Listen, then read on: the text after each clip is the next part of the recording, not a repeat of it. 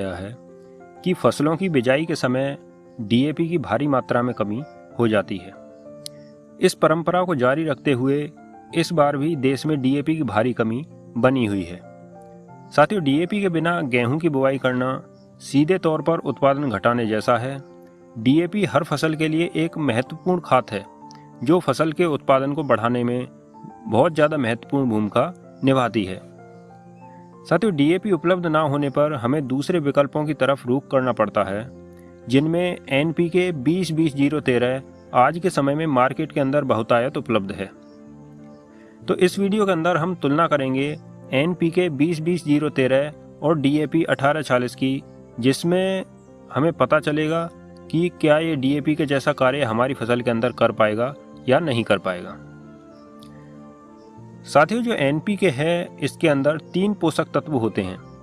पहला नाइट्रोजन, दूसरा फास्फोरस, तीसरा सल्फर। इसमें पोटास की मात्रा नहीं होती है। एनपीके 20-20-0-13 में नाइट्रोजन की जो मात्रा है वो 20% होती है, यानी एक बैग में 10 किलोग्राम नाइट्रोजन होगी।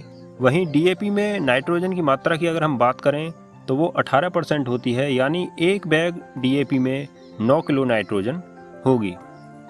दूसरा एनपीके 20-20-13 में जो फॉस्फेट की मात्रा है वो भी 20% होती है, यानी एक बैग एनपीके 20-20-0-13 में 10 किलोग्राम फॉस्फोरस उपलब्ध होती है, जिसमें से 85% पानी में घुलनशील होती है।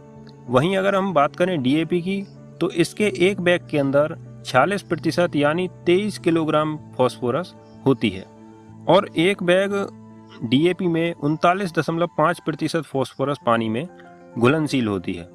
तीसरा तत्व जो एनपीके 20-20-0-13 के अंदर होता है वो है सल्फर।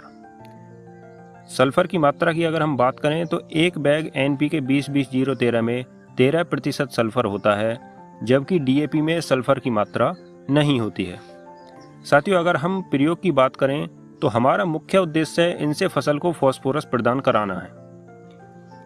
इससे निष्कर्ष ये निकलता है कि डीएपी में एनपीके 20-20-0-13 की तुलना में 2.3 गुना ज़्यादा फास्फोरस होता है, यानी जहां हम डीएपी का एक बैग प्रयोग कर रहे हैं वहां हमें